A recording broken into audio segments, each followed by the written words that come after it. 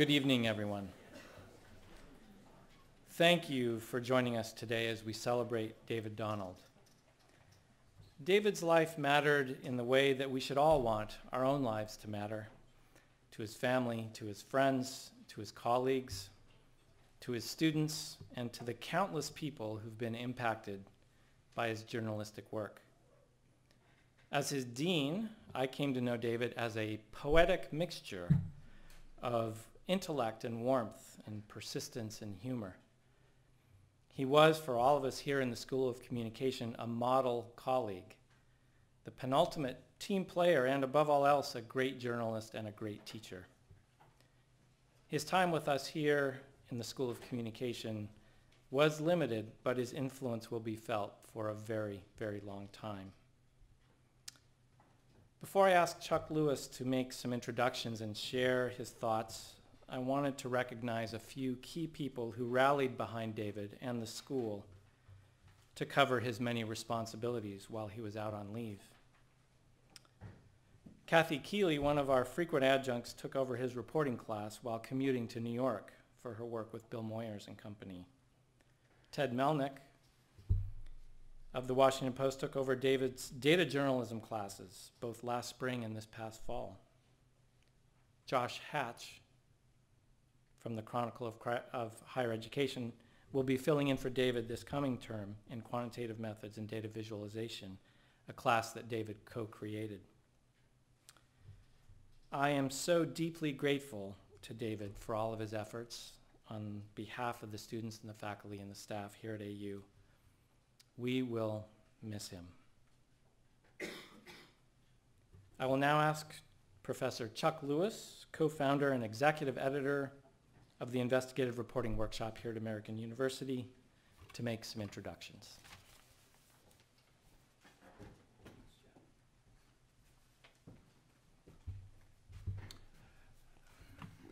Welcome, everyone, and thank you, Dean Rutenbeck, also known as Jeff, for your kind words about David, and I want to thank you for how fast the Red Sea parted when we, the School of Communication and the Investigative Reporting Workshop, worked together and brought David to American University, all in just a few short weeks in the summer of 2014. Lightning speed by academic standards.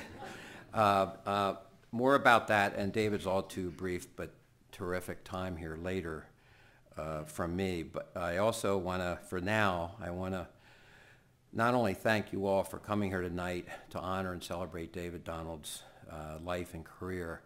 I also want to acknowledge, of course, Joyce Donald and the whole family. Our thoughts and prayers are with you and with Ryan and with Marley and other members of the extended Donald family here with us tonight during this very difficult time. Thank you also, especially for so kindly sharing with us some of your thoughts and remembrances about David, which we will now see, hopefully. Thanks.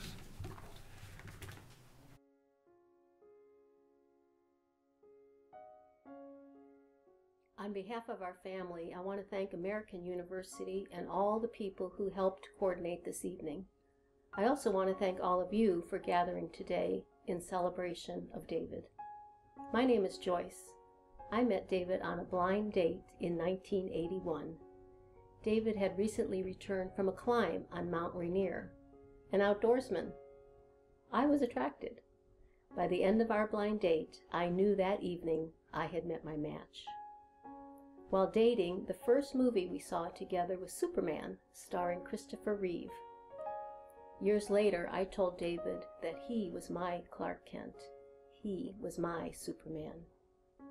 During our courtship, David wrote his first poem for me. I was impressed. 1 year later, we were wed, and I joined the Donald family. David's parents, Lou and Ruth Donald, had 3 sons. Oldest son, Lou, middle son, David, youngest son, Jeff. David had a happy childhood. He fondly reminisced about playing slot cars for hours with his brothers. As the brothers grew a little older, they listened to and watched each year the Indianapolis 500, and 24 Hours of Le Mans. Little did I know that as his wife, David would teach me about Jackie Stewart, Graham Hill, and of course, David's beloved, Carroll Shelby. David was ever the teacher. In high school, David was on the cross-country team. David didn't run the dash or relay. Running cross-country was a good match for him. During our early married life, David worked for 10 years at a retail backpacking shop that sold outdoor gear and equipment. If David was your salesperson and he was selling you a North Face tent, an Old Town canoe, Rossignol skis, you would receive a master's class on the gear you were purchasing. Even as a salesperson, David was a teacher. Our beautiful son Ryan was born in May 1987. David said at first sight he fell in love with Ryan. David was a devoted father and a gentle family man. I often thought if you looked up the word patience in the dictionary, you would see a picture of David. When Ryan was 5, David earned his second master's degree, this time from Kent State University, majoring in journalism. And so, approaching the age of 40, David, with his wife and son, left Ohio and started his beloved journalism career. Many of you here called David your colleague. You called him your teacher. You called him your friend. Ryan called David Dad. I called David my darling.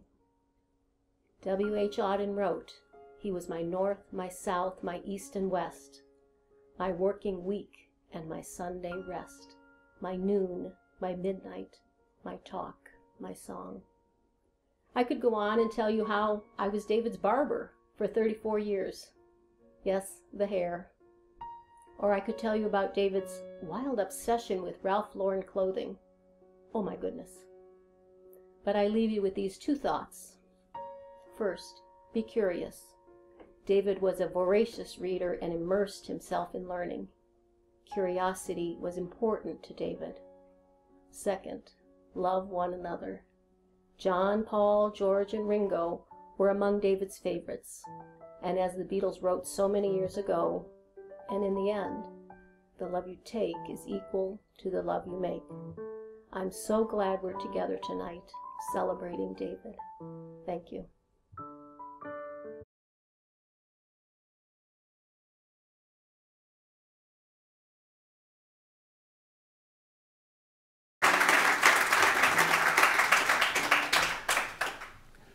Thank you, Joyce, for the magnificent personal insights about David, a window into him and his past that I think very few, or most of the journalists here probably don't know. Although the cross-country data journalism thing does work for me, there's something similar about that to me. So anyway, thank you again for that, very special. We have an extraordinary lineup of speakers tonight, all of whom are veteran journalists who knew or worked with David directly, respected award-winning all-stars who have traveled here from far and wide, from Seattle and San Francisco, from Illinois and Ohio, from Boston and Philadelphia. Thank you all for coming very much. We really appreciate it. I'll do very brief introductions for each one as you come up. The first up, I don't know if that's good or bad, just kidding, is Professor Brant Houston, who holds the Knight Foundation Chair in Investigative and Enterprise Reporting at the University of Illinois College of Media, author of 4 editions of Computer-Assisted Reporting, A Practical Guide, and co-author of the Investigative Reporter's Handbook, 4th and 5th edition. For more than a decade, Brant was the director of Investigative Reporters and Editors. Brant.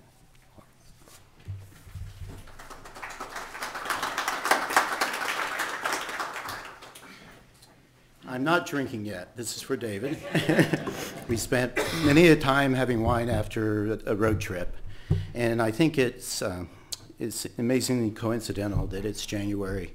For 10 years, David and I gathered in Cambridge, Massachusetts at the Nieman Fellowship to teach together.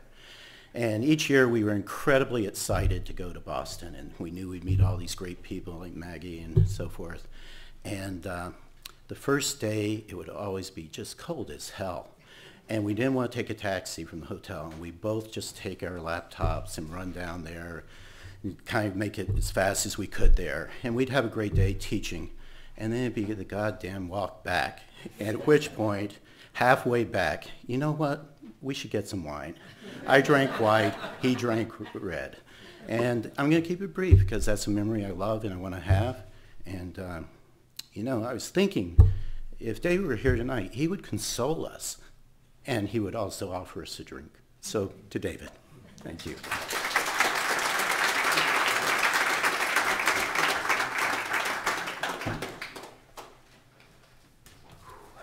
Our next speaker is Doug Haddix. Since 2011, the director of the Kiplinger Program in Public Affairs Journalism at Ohio State University. He is the new executive director of Investigative Reporters and Editors. He oversees the database library, national and regional conferences, and the National Institute for Computer Assisted Reporting. Welcome, Doug. Thank you.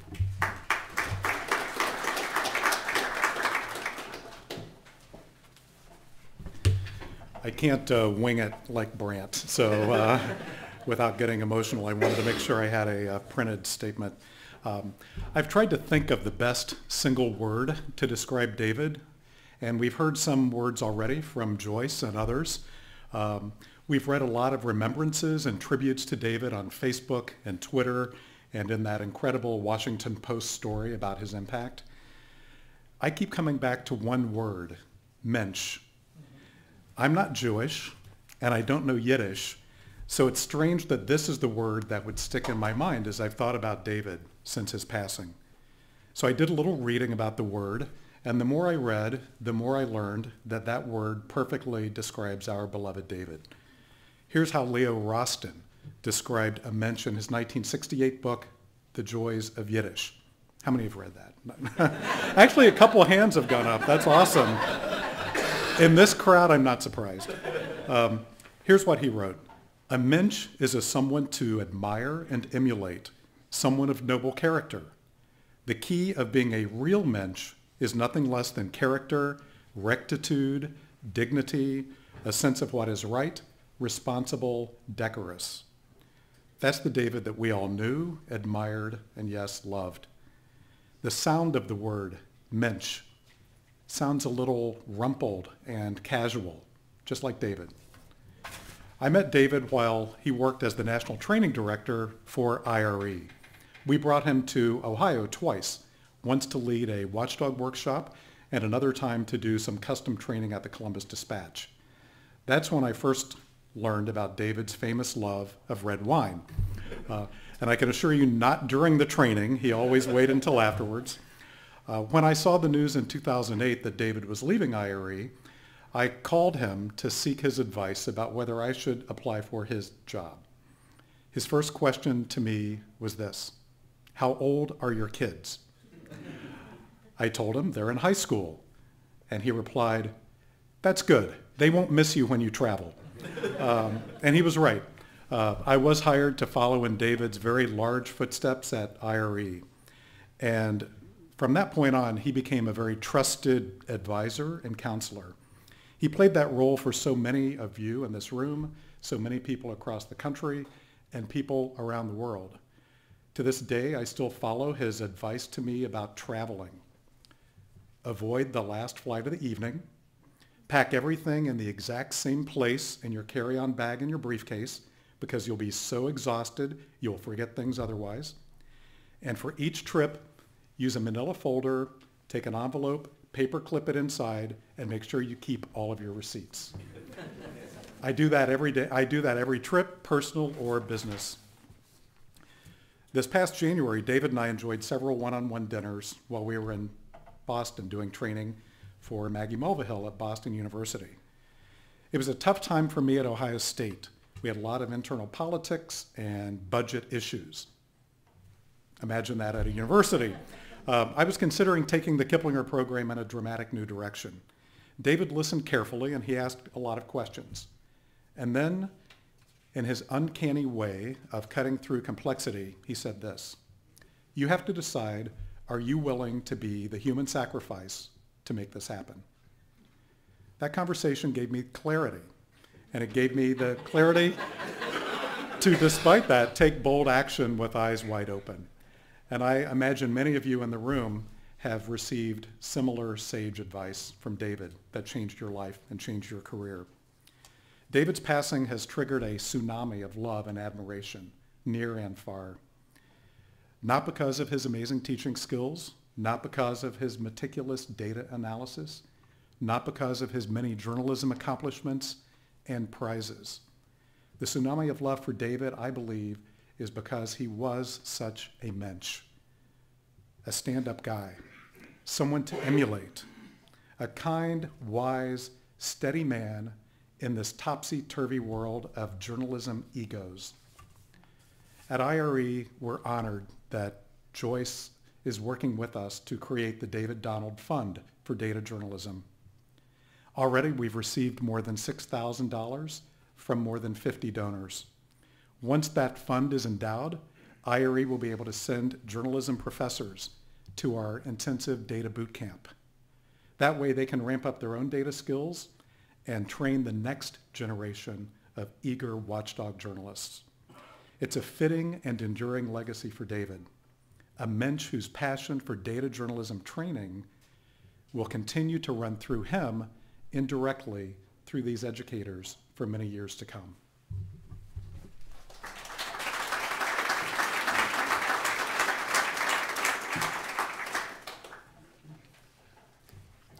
I have to say mensch was the first word I thought of as well. Very fitting. Thank you. Our next speaker is Bill Buzenberg, who has been a journalist for several decades, as some others here have also been. In Bill's case, as managing editor and first vice president of the news for NPR, National Public Radio, senior vice president of American Public Media and Minnesota Public Radio, and more recently, until 2014, the executive director of the Center for Public Integrity. Welcome, Bill. Thanks.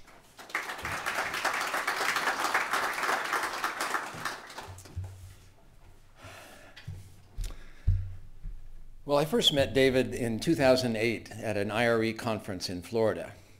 And yes, the theme of the evening, we were going to have a glass of wine, and I was going to talk to him about a job at the center. He was a circuit writer, I think, for IRE, and I think was ready to stop traveling a bit. So I can still remember the conversation because, well, first of all, his appearance, and apologies, Joyce, but I said, wow, who is this journalistic, wild-haired Einstein that I'm talking to? And he just, he exuded competence in so many ways. But I said, what really turns you on? What do you really like? And he said, I just love to get the biggest batch of data, a data set that no one has ever seen, that I could go through and find stuff and report it.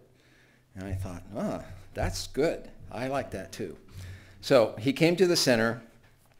He was the best data editor, but he was so much more than that. Quick examples. The first project, 2008, the financial crisis had just happened. The financial meltdown was underway with John Dunbar, who will talk next, who now runs the Center for Public Integrity. We said, well, who caused this? And David got 2 terabytes. I kind of remember 700 million mortgages, but went through them to identify the subprime 25. These are the people that caused the financial meltdown. And, the banks that invested in them and made it happen. And we named them all and did data visualizations, and it was a great project. Even 5 years later, when they did the follow-up that John did, it won the Polk Award. It was such a great project.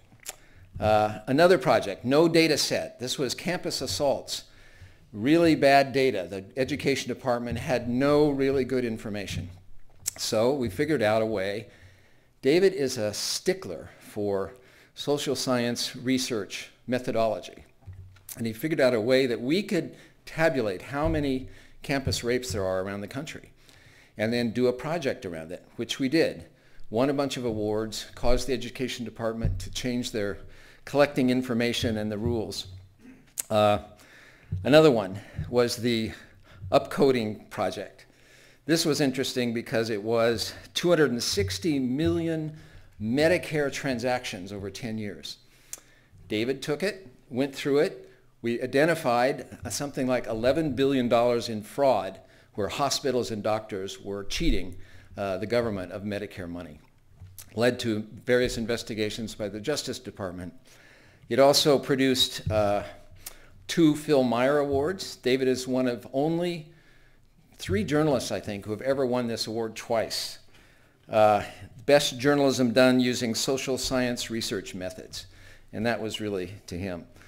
The last project I'll mention was an international project. The International Consortium of Investigative Journalists is at the center. And they were having trouble with something called Offshore Leaks, big database of secret accounts in the Virgin Islands. Anyway, David stepped in, helped them, helped organize it, became the quality control, the way to edit it and show what's right and what's not. That project went on to be very successful, leading to Swiss leaks, leading to China leaks, leading to Lux leaks, leading eventually to the Panama Papers project. All of that followed. Besides the kind of great work he did, I think you've already heard, David was the best, nicest guy to be around that you ever wanted to be with. No drama Donald in a whole industry of egos. And I often think that's because he started in poetry and then he had, a long career before he got into journalism. But he was my confidant and advisor the whole time I'm running the Center for Public Integrity. We would go out after work, yes, 1 or 2 glasses, and sit there and talk about, personnel problems and fundraising strategies, and, we would solve the problems of the center and the world. And I'm sorry, I know he had a very long commute to Reston after that, but it was invaluable. We exchanged, after he left and I left, we both left in 2014. And he wrote a number of emails we exchanged, which were wonderful. I've gone back and read them.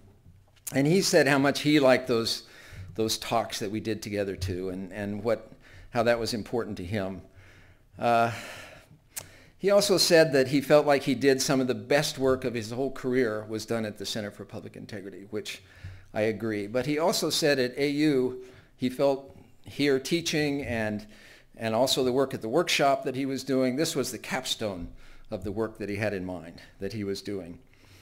It goes without saying that in this era that we're all in, journalists are needed more than ever. Someone who believes in facts and data and not, that can go after it and make it count. And I think David will be sorely missed.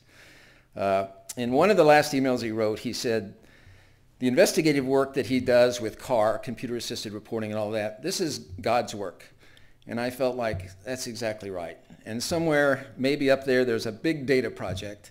And we got a great data guy who's working on it right now. Thank you.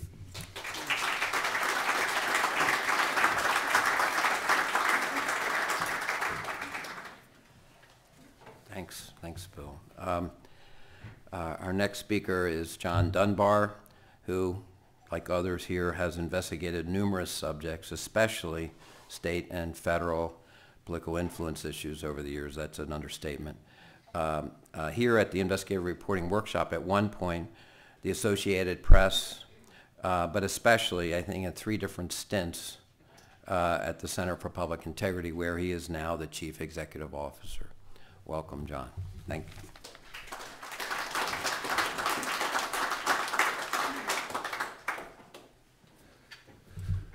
Wow. What's left to say? I remember the first time I met David. You remember the first time you meet David. And it wasn't just the hair.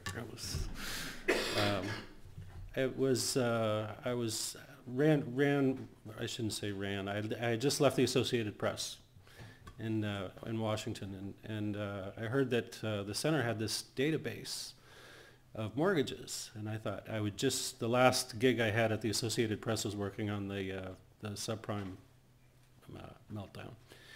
And I thought, okay, I can work on something like that. So how much of a database are you talking about? And it was like 2 terabytes. I was like, is that a lot?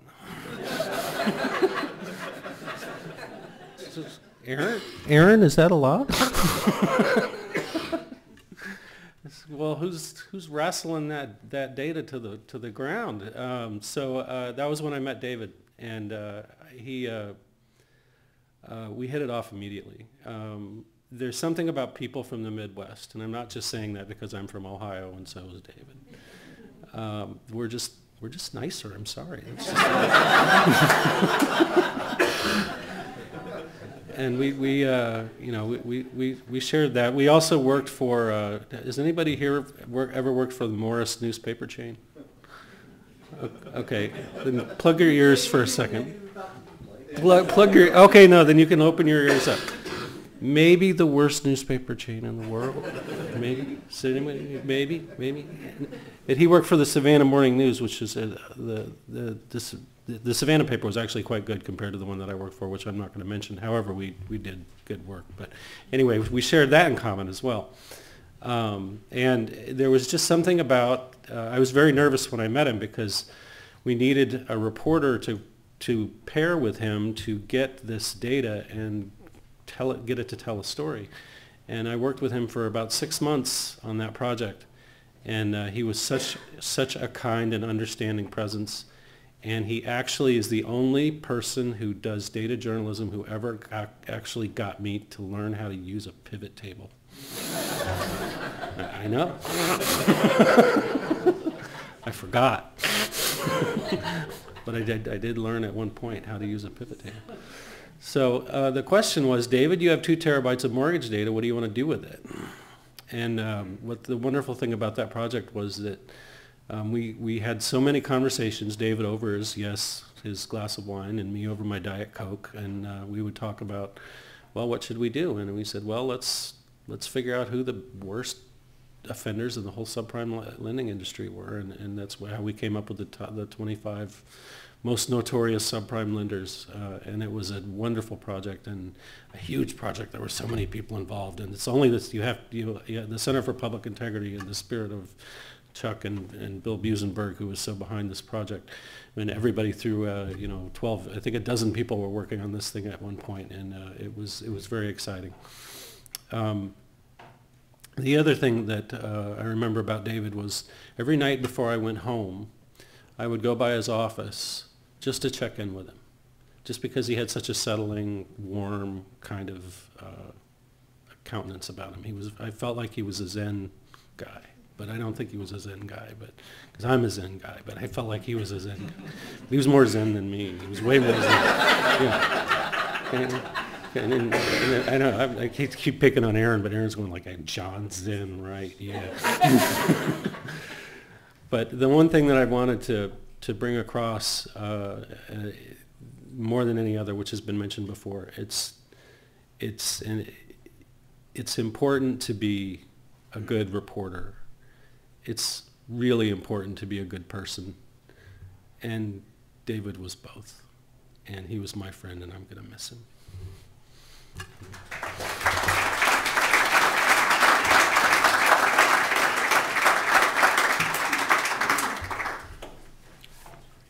Thanks, John. Moving right along here, we next have Aaron Pilhofer, who has a number of interesting turns in the road there. Aaron was the first, this is not on your bio, I noticed, first data editor of the Center for Public Integrity, the associate managing editor for digital strategy at the New York Times, executive editor for digital at The Guardian in London, and now the James B. Steele Chair in Journalism Innovation Professor at Temple University. Welcome, Aaron. Thank you.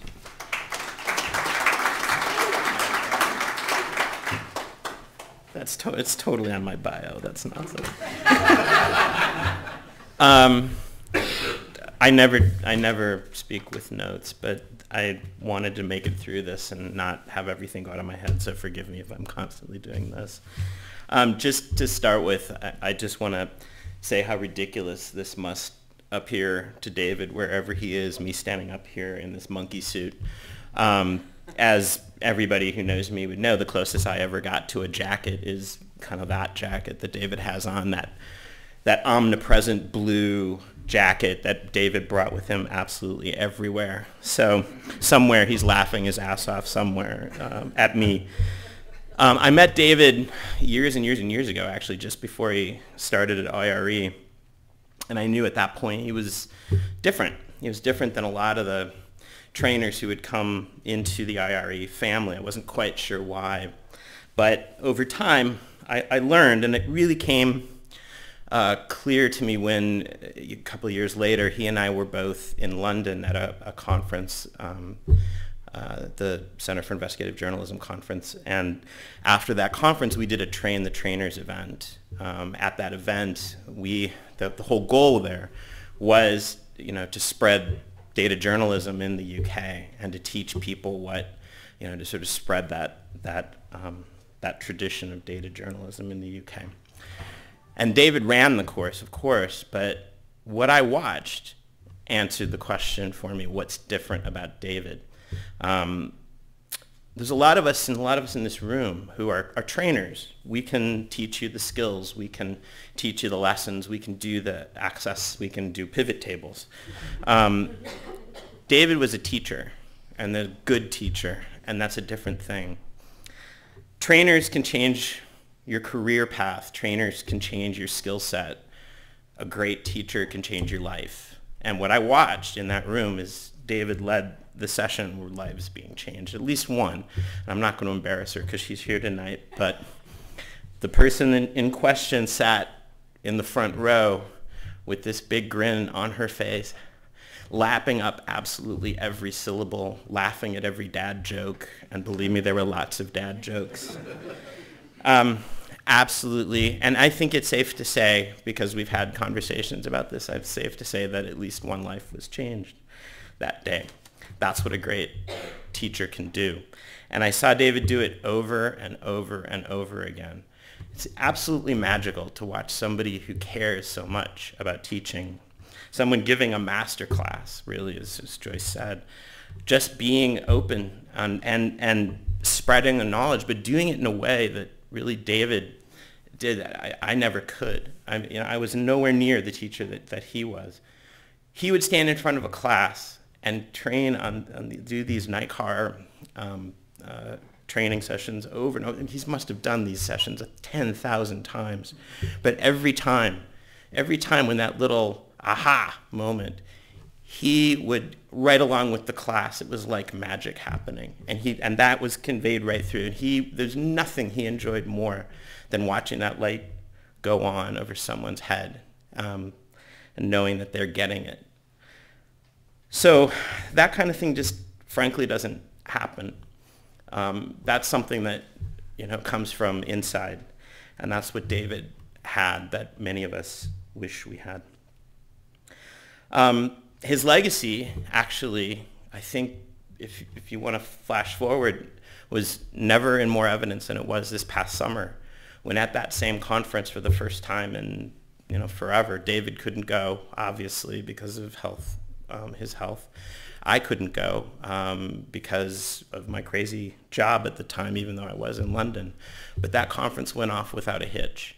And it went off because all those people who were in, some of whom were in that class way back, that Train the Trainers, all those people just took the ball and ran with it.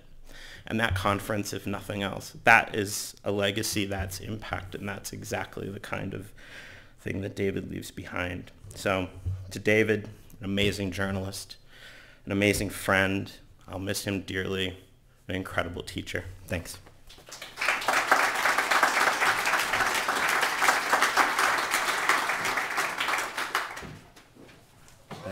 Thanks very much.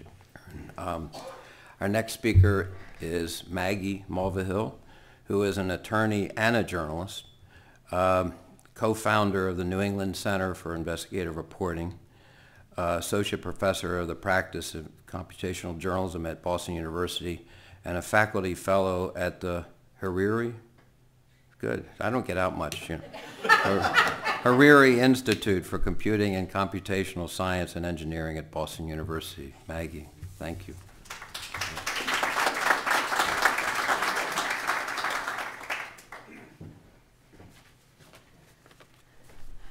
Like Aaron, I also need notes because I'm very, very sad, and so I'm going to rely on my notes. Reverence. Like Doug, I struggled to find the right word to describe my appreciation for David Donald, and I cast out so many, and that was the one that stayed. And I know David would not approve of that word. In describing him, he would think it too stuffy and too dramatic, but that's just too bad for him. For me, an impressionable, sort of young journalist learning how a spreadsheet could revolutionize my reporting many, many years ago, learning this from David. He was and he is exalted and hallowed and revered. And I revered David not because of his many formidable accomplishments in life, but because of who he was as a person. In my eyes, David had every gift. He had uncanny journalistic talent. He had a playful, visionary spirit. He had the warmest smile. He had a steady, seamless teaching style. He was tranquil, rooted, respectful. I trusted him with any confidence. David had character, a moral spine. In the dignified way that he worked and behaved, he set a high standard worth modeling. And I can say without reservation that I am a better version of myself for having known him. David and I became good friends over the last 2 decades, since that first Excel session, when he sparked in me a love of a new kind of reporting, data journalism. And when I would see him at IRE every year with his mellow presence and that wild tuft of hair, I would whisper to my students, "There is David Donald. You must meet him." I had the great privilege of working with David and the team at the Center for Public Integrity on the 2011 Campus Assault series. My job was to track down the records of the New England schools, which were not good. Their record was not good on when it came to disciplining rapists. And David had always trained me to get the hard data. And despite how inundated he was on that project in Washington at the time, he always took the time to talk through with me up in Boston how to effectively get the needed records and how to interpret the data that I did get accurately and fairly. In recent years, David and I had been working on an exciting new project together, raising revenue for nonprofit journalism by teaching other disciplines how data journalists think and work. David's involvement in our training gave it a gold star quality, and he was invariably among the highest rated instructors of the dozens and dozens that we'd hired. When I think about all the exciting and bold plans he and I talked about, my heart aches. I revere David's humility. In the world of investigative journalism, as other people have said, with its bombastic egos, David had his own unpretentiously elegant style. He concentrated on the work and not on the accolades. He was a fierce competitor, but one who was firmly devoted to the public service nature of his journalism and not the public praise. Given his talent and his track record, he had every reason to be prideful. But he had finer sights, higher sights. What is the next great story we can do? Finally, David was abundantly patient.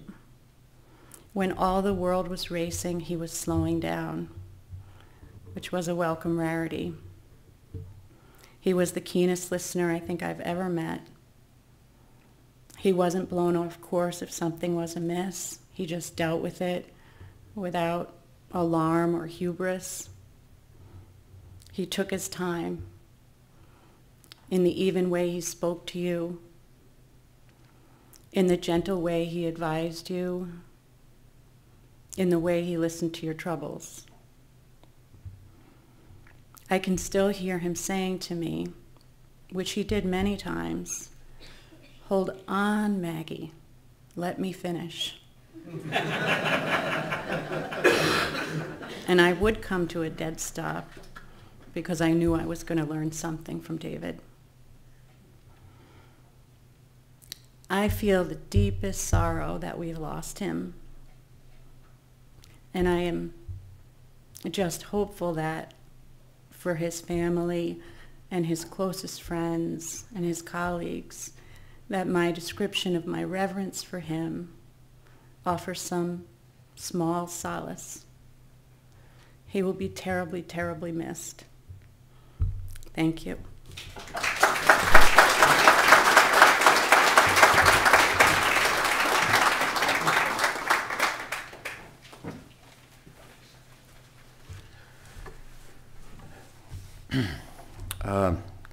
Last but certainly not least, we have Jennifer LaFleur, the first training director for IRE, the director of computer-assisted reporting at ProPublica, the Dallas Morning News, the San Jose Mercury News, and the St. Louis Post-Dispatch.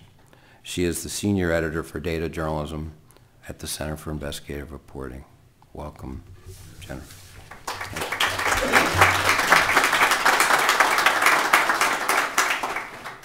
And yes, I have notes, but I always have notes.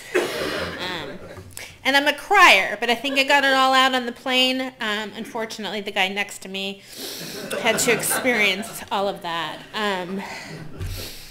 Thank you, Joyce, for where are you? Oh, there you are. For lending us your beloved David all these years. And Ryan, your dad. I've only seen you a few times, but I know a lot about you just because. So I feel like, don't think it's awkward if I act like I know you better than you think I know you. So thank you, Chuck and Lynn. And where are you people? Where's Lynn? Where's? Oh, hi. And the university for hosting this event and for being so supportive of David during his illness. I have a long commute on an Amtrak train, and he and I used to talk every week or two on the train, and tell me that, Chuck came out to have coffee, or Lynn came out to have coffee, and that you all were very supportive of him. I can't say anything most of you don't already know, but the way my memories work, and this has been this way when I've lost my family members too, is just flashes of the good times. And I get those from all of you. Aaron, how many freaking times did we stay up at the Real Greek drinking wine and playing 20 questions?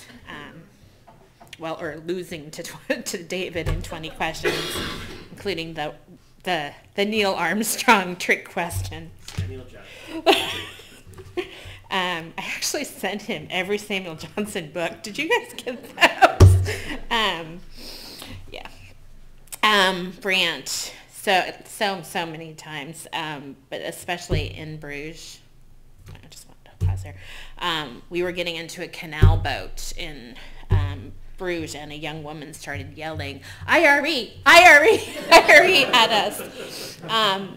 And she remembered David from a training that she did with him somewhere else in the world. Chuck, those CIJ dinners. Crazy dinners. Elena, where are you? Okay.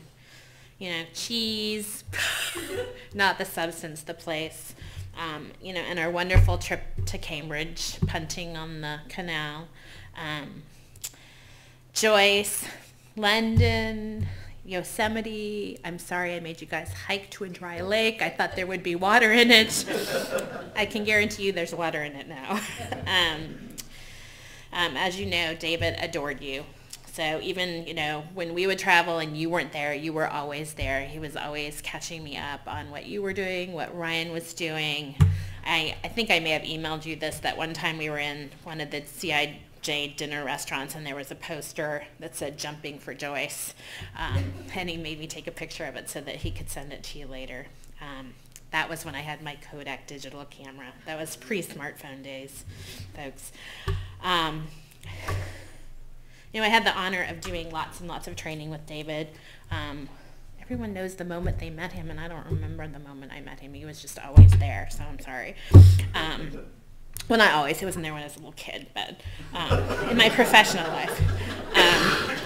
You know, we taught stats camp together, which, you know, might not think stats is fun, but it was fun. We did workshops and panels. And David, Aaron, like, got over a lot of the things I wanted to talk about too, but David taught data like you were, you know, like he's telling a ghost story around the campfire. He'd lean in, and you get that smile that's a little higher on one side, but I don't remember if it's the side or the side. You know, with his wild hair, and we'd be at the key moment of the data, and he'd get a little gravelly. I can't do it. There's a correlation, right? And he would be so excited. And for us, it was really exciting. So I learned so much from him over the years. He taught me Chromevox Alpha, which is super exciting for me. So there. Being far away on the West Coast, you know, I know he's been gone and it's been hard, but arriving here just made it kind of real for me. So I also had to look at all the Trump stuff in the airport shopping thing, so that made it a little hard too. But I live in California, we don't have a lot of that. I will make this political though. So, but then I had those times where I need advice on this, and I've had like some things where I wanted to redesign my team at work, and what I would have done in the past is call or email David.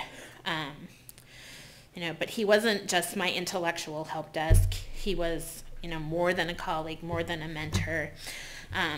He sort of was my career big brother. I knew he always had my back, whether it was throwing himself in front of a bagel for me, which he did. You can ask me about that later if you want. Or climbing to the high rungs of the data ladder because he was afraid I would fall off if I went up that high. I know so many of you've said, and thank you all for your stories. They were just such good memories of David, and such a great way to honor him. He did everything with grace and dignity.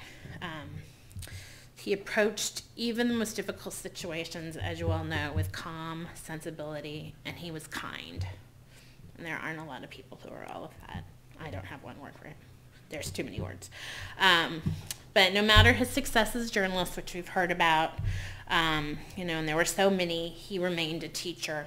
He remained, you know, he was always willing to help young journalists and students who wanted to learn data journalism. And he kept track of all of your progress, because I would hear about this person's doing this and this person's doing this, and he was so proud of everybody. And he remembered everybody. And he made everybody feel like they were like the one mentor. And I don't know how he kept it in his head. I couldn't do it. And really, really cared about people's progress. Since December 10th, I've gotten so many messages from former students, former people we had in trainings about how much he meant to their careers. and just know that you meant the world to him as well. And thinking what I could possibly say tonight, I turned, as I almost always did, to David. I read through our correspondence of the last couple years, and then the NICAR conference, which is the big data journalism conference. He wasn't able to be there. We talked about this next one and doing a panel together, and that was the first NICAR conference that David couldn't attend because of his health. But he sent me a note and said, it wasn't about, oh, I'm doing terribly and I'm so sad I'm not there. It was, I'm thinking about what everyone's learning and sharing, and I'd like to think I'm there in spirit. David, I know you're here in spirit and will continue to be with us, making us better journalists, better teachers, and better people. So thank you.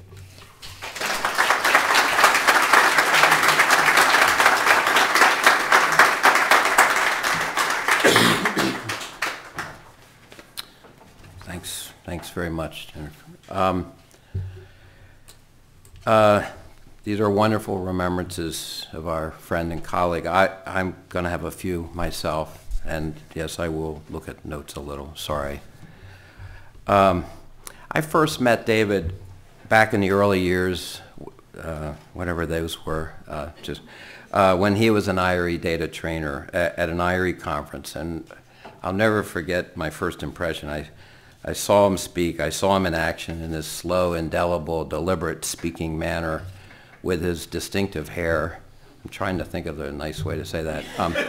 And the whole package. And I was completely fascinated and a bit mesmerized. And it never changed. And over the years, at international conferences that you've been hearing about, sponsored by the Center for Investigative Reporting, Center for Investigative Journalism and Global Investigative Journalism Network, we began, and IRE, of course, we began to end up at the same dinners. And there was one particularly long and raucous evening in London, which I think Aaron and Jennifer, I'm not sure I can remember all of it myself. Anyway, we'll never forget.